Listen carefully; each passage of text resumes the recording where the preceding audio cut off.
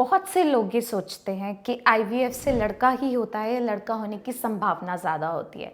तो आज जानेंगे कि आईवीएफ से लड़का कैसे हो सकता है और इसका क्या साइंटिफिक बेसिस है। देखिए, सबसे पहले तो एग रिट्रीवल किया जाता है आईवीएफ में, जिसमें एक फीमेल के शरीर से जितने मैक्सिमम अंडे बनते हैं उस महीने उन्हें निकाला जाता है। अंडों का जेनेटिक मेकअप एक्स ही होता है और हस्बैंड का सीमेन सैंपल एग रिट्रीवल के दिन लिया जाता है। इसमें 2 प्रकार के शुक्राणु होते हैं, तो स्पर्म्स एक्स भी हो सकते हैं और वाई भी हो सकते हैं। अब इसका जो फाइनल प्रोडक्ट जो भ्रूण बनता है वो अगर एक्स एक्स बनेगा, यानी अंडे का एक्स और शुक्राणु का एक्स, तो लड़की होगी, और अगर अंडे का एक्स एक शुक्राणु जो वाई वाला है उससे मिलेगा तो लड़का होगा। तो भ्रूण दोनों ही प्रकार के तैयार होते हैं आईवीएफ में, एक्स एक्स के भी और एक्स वाई के भी। आईवीएफ के नॉर्मल प्रोसीजर से इसे नहीं मालूम किया जा सकता कि इसमें से कौन सा भ्रूण लड़के का है और कौन सा लड़की का, क्योंकि ये सारी चीज़ें जेनेटिक लेवल पे हो रही होती हैं। तो जेनेटिक टेस्टिंग से पता किया जा सकता है,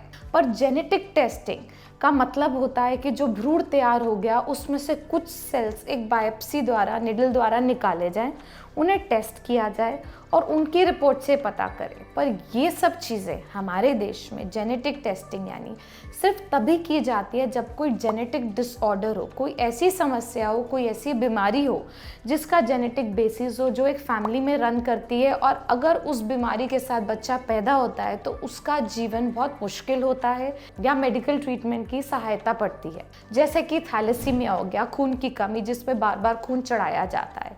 तो सिर्फ उन्हीं कारणों के लिए ये जेनेटिक टेस्टिंग की जाती है हमारे देश में।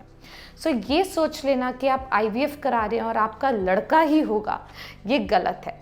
आईवीएफ में लड़का लड़की दोनों हो सकते हैं। और दूसरा जो सवाल होता है कि क्या अगर आईवीएफ में जुड़वा होते हैं तो दोनों ही लड़के या दोनों ही लड़की होंगे, ऐसा भी बिल्कुल सही नहीं है। कभी कभार एक लड़का एक लड़की या 2 लड़का या दोनों लड़की भी हो सकते हैं। तो लड़के के चांसेस ज़्यादा करने के लिए ना आपको ट्विनिंग के बारे में सोचना चाहिए और ना आईवीएफ के लिए जाना चाहिए। अगर आपके और कोई भी सवाल हैं आईवीएफ से संबंधित तो हमसे ज़रूर पूछिएगा।